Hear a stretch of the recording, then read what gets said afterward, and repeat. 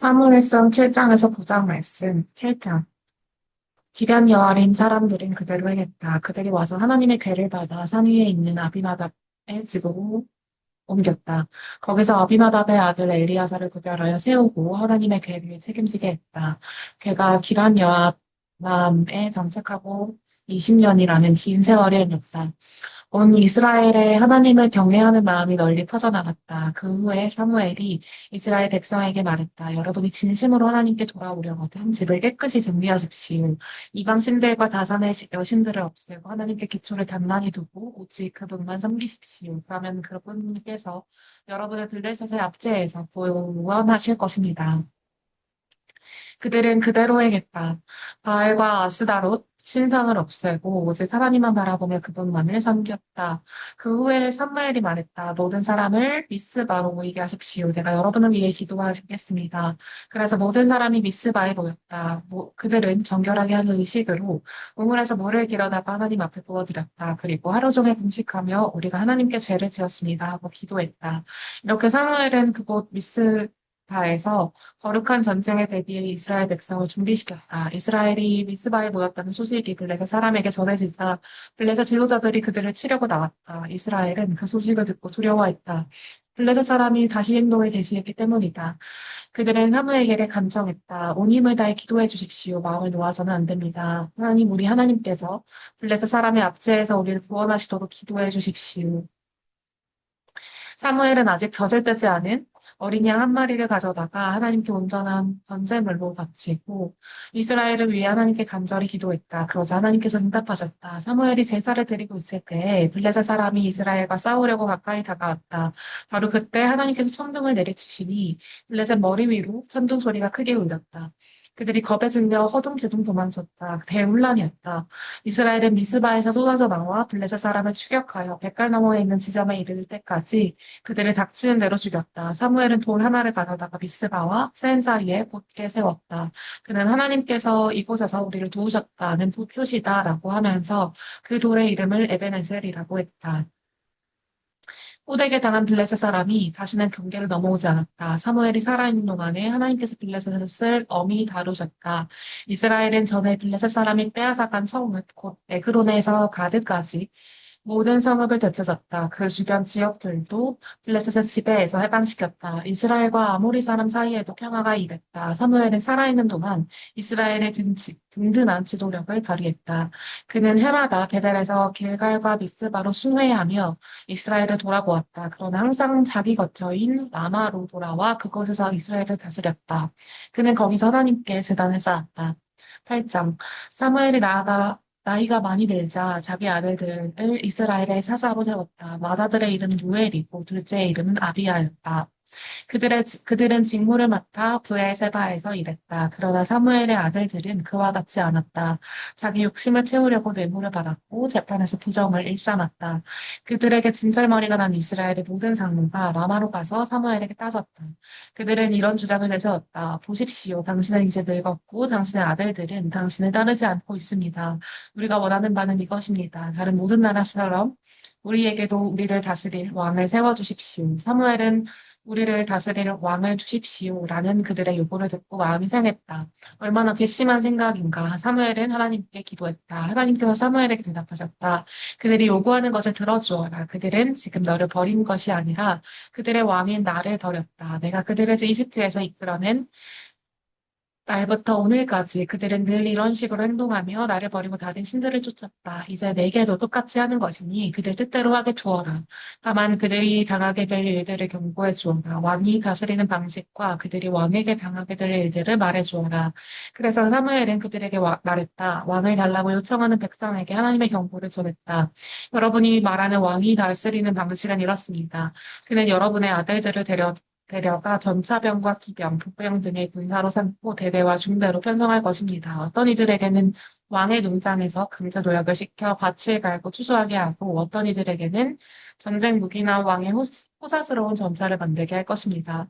여러분의 딸들을 데려가서 미용사와 종업원과 요리사로 부릴 것입니다. 그는 여러분의 가장 좋은 밭과 포도원과 과수원을 빼앗아 왕에 가까운 친구들에게 넘겨줄 것입니다. 왕의 수많은 관료들을 유지하기 위해 여러분의 작물과 포도에 세금을 매길 것입니다. 여러분이 소유한 가장 뛰어난 일꾼과 가장 건강한 짐승들을 데려다가 자기 일에 쓸 것입니다. 여러분의 양떼에 세금을 부과하여 결국 여러분을 종이나 다름없이 부릴 것입니다. 여러분이 그토록 원했던 왕 때문에 절박하게 부르짖을 날이 올 것입니다. 그러나 그때 하나님의 응답을 기대하지 마십시오. 그러나 백성은 사무엘의 말을 들으려 하지 않았다. 아닙니다. 그들은 말했다. 우리도 우리를 다스릴 왕이 있어야겠습니다. 그러면 우리도 다른 모든 나라처럼 될 것입니다. 왕이 우리를 다스리고 지도하며 우리를 위해 싸워줄 것입니다. 사무엘은 그들의 말을 받아서 하나님께 그대로 아뢰었다. 하나님께서 사무엘에게 말씀하셨다. 그들의 말을 들어주어라. 그들에게 왕을 세워주어라. 그 후에 사무엘은 이스라엘 사람들을 흩어보냈다. 집으로 돌아가십시오. 각자 자기 성읍으로 돌아가십시오. 베냐민 지파의 무장. 베냐민 지파에 기스라는 사람이 있었다. 그는 유력한 베냐민 사람으로 아비엘의 아들이었다. 아비엘은 스롤의 아들이었고, 스롤은 고랏의 아들, 고랏은 아비야의 아들이다. 그 기스에게 사울이라는 아들이 있었는데 아주 잘생긴 젊은이였다. 그보다 준수한 사람은 없었다. 그는 말 그대로 남들보다 머리 하나만큼 키가 컸다. 기스가 나귀 몇 마리를 잃어버렸다. 그는 아들에게 말했다. 사울아, 종 하나를 데리고 가서 나귀를 찾아보아라. 사울은 종을 데리고 나귀를 찾으러 갔다. 그들은 살리사 땅 주변의 에브라임 산지로 갔지만 나귀를 찾지 못했다. 이어서 사알림 땅을 살펴보았지만 헛수고였다. 다음에는 야빈 땅으로 갔으나 역시 아무것도 얻지 못했다. 그들이 숲 땅에 이르렀을 때 사울이 옆에 있던 젊은 종에게 말했다. 이만하면 됐으니 돌아가자. 아버지께서 나귀보다 우리 걱정을 하시겠다. 종이 대답했다. 서두르지 마십시오. 이 성읍에 거룩한 사람이 있는데 근방에서 영향력이 큰 분입니다. 그가 하는 말은 언제나 들어야 맞는다고 합니다. 우리가 어디로 가야 할지 어쩌면 그가 알려줄지도 모르겠습니다. 사울이 말했다. 그를 찾아가면 선물로 무엇을 드린단 말이냐. 자루에 빵도 다 떨어져 거룩한 사람에게 드릴 것이 아무것도 없구나. 우리가 가진 것이 더 있느냐? 종이 말했다. 보십시오. 마침 저에게 은화가 있습니다. 제가 이것을 거룩한 사람에게 드리겠습니다. 그러면 그가 우리에게 어떻게 해야 할지 일러줄 것입니다. 좋다, 가자. 사울이 말했다. 그들은 거룩한 사람이 사는 성읍으로 떠났다. 성읍으로 들어가는 언덕을 오르다가 두 사람은 물 길러 나오는 처녀들을 만나 그들에게 물었다. 여기가 선견자가 사는 곳입니까? 처녀들이 대답했다. 맞습니다. 조금만 가면 됩니다.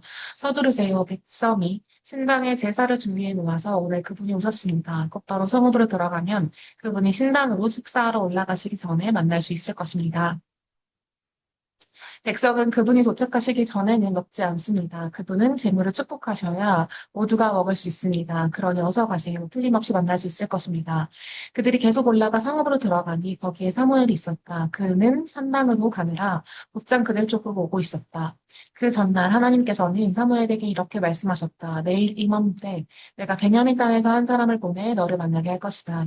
너는 그에게 기름을 부어 내 백성 이스라엘의 지도자로 삼아라. 그가 내 백성을 블레셋의 압제에서 해방시킬 것이다. 나는 그들의 어려운 처지를 다 알고 있다. 도와달라 부르짖는 그들의 소리를 내가 들었다.